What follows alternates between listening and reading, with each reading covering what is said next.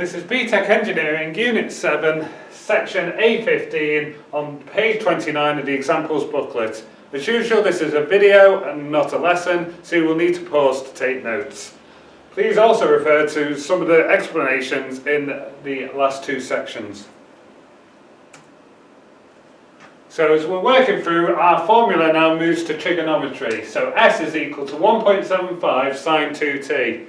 Now when we were doing A3 and A4, we did our answers in radians because these rules for differentiating sine and cos, only finding the gradient function, only work when the angle is in radians. It is not true when the angle is in degrees. So that's why we had to use radians. So in this case, we want to find the first and second derivatives of 1.75 sine of 2t. So we need, first of all, a rule. So the rules for sine k times t, the k goes to the front and sine turns into cos. So that's what you do when differentiating sine to cos. For the second derivative, we'll end up with a cos. So cos kt, when you differentiate, the k goes to the front, cos turns to minus sine, so you get a minus at the front, sine kt. So these are the rules for differentiation for trig functions. So in this case, ds by dt, we've got 1.75 sine 2t. So the 2 is the k, so we times 2 at the front, and the sine turns into cos, and we still have the 2t. So simplifying, 2 times 1.75 is 3.5.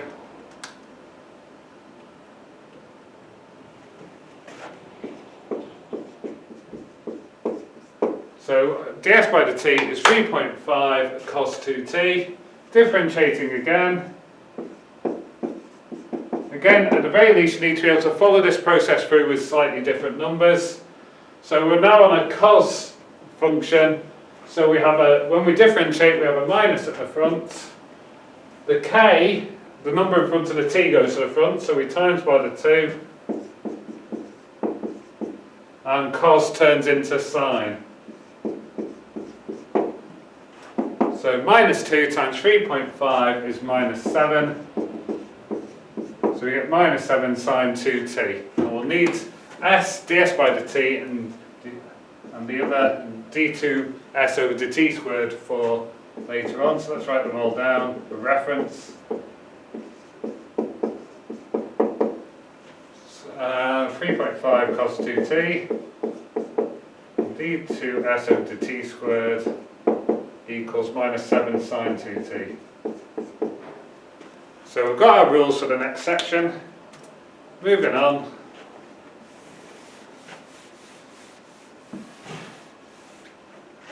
We've got our t values that you need to use.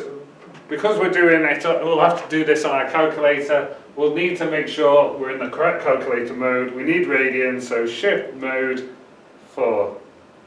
We'll turn the calculator to radians.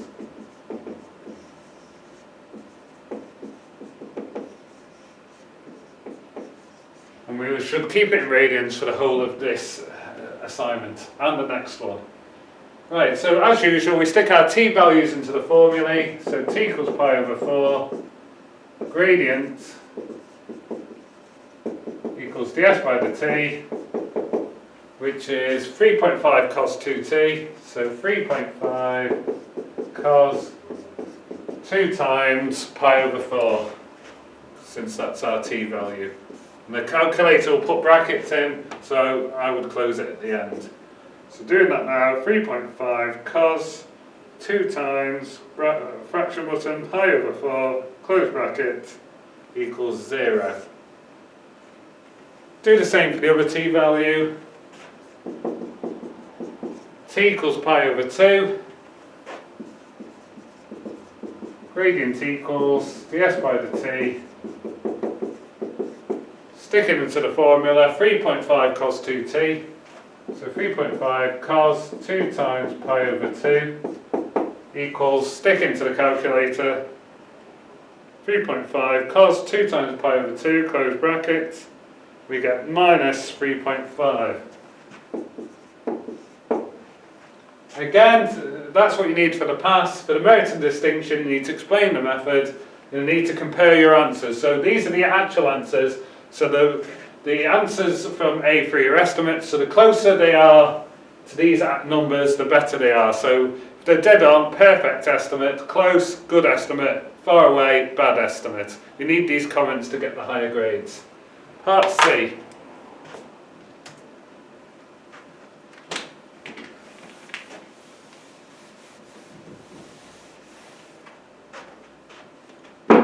Find turning points. It's ds by dt equals 0. So our formula is 3.5 cos 2t equals 0.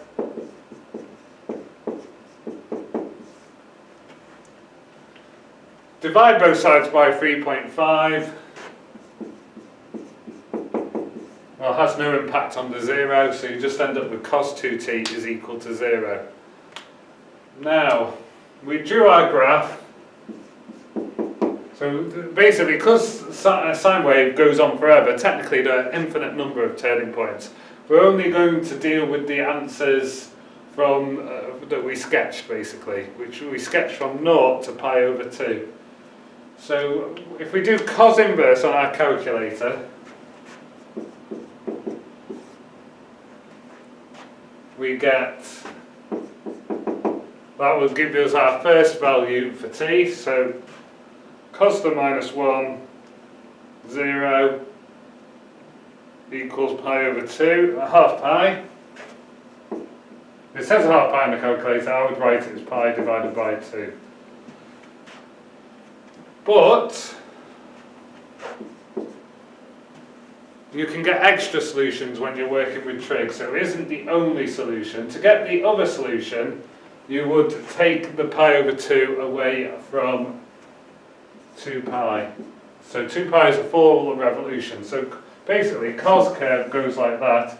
So it would be equal to 0 at 2 points. That's 0, that's 2 pi. So whatever the distance is here, which in this case is pi over 2, will be the same on the other side. So we would have to take away the pi over 2 away from 2 pi. So this is again quite difficult, but fortunately, because we're making it equal to 0, this right hand side, whatever the equation we get here, as long as it's cos, will be exactly the same. So we'd have 0, 0, cos minus 1 of 0, pi over 2 or 2 pi minus pi over 2, 2t equals pi over 2, or, and let's do it on the calculator, 2 pi minus pi over 2 gives us 3 pi over 2.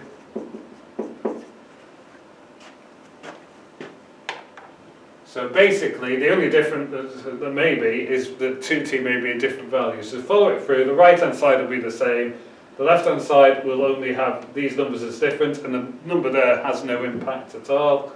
This stage we need to divide through by 2 to get the t's. So pi over 2 divided by 2 is pi over 4, or 3 pi over 2 divided by 2, 3 pi over 4.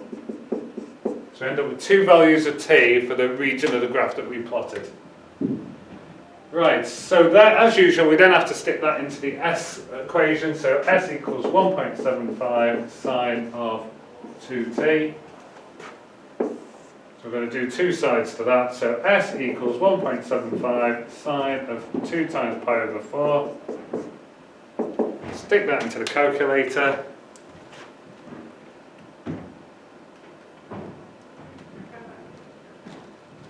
We get 1.75. So the coordinate is pi over 4, 1.75.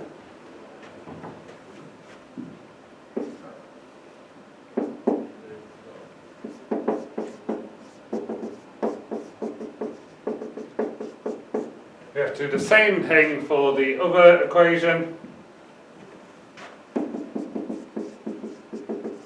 So sticking it into the formula, 1.75 sine 2 times 3 pi over 4, we get minus 1.75. So the coordinate there is 3 pi over 4 minus 1.75.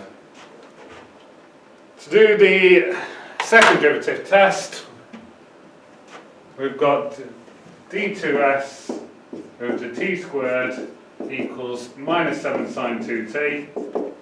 So I'll have to stick the t values into the formula to work out the maximums or minimums. So d2s over the t squared equals minus 7 times sine of 2 times pi over 4, which gives, stick into the calculator,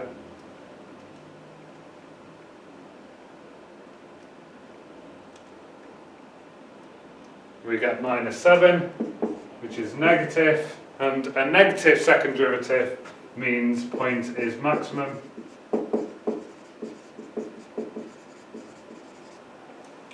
And similarly, do it for the other height.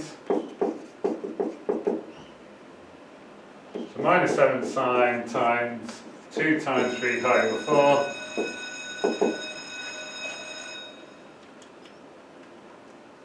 Which is 7, which is positive.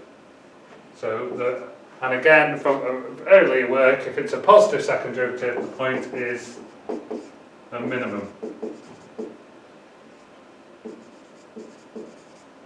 Again, you'll need to explain your method to get merits and distinctions. You'll compare these stationary points to your answers in part A3 to basically assess the quality. So if they're close, they're good estimates. If they're further away, then they're bad estimates. It doesn't matter if it's good or bad, you just need to make the comments to get merits and distinctions. Best of luck.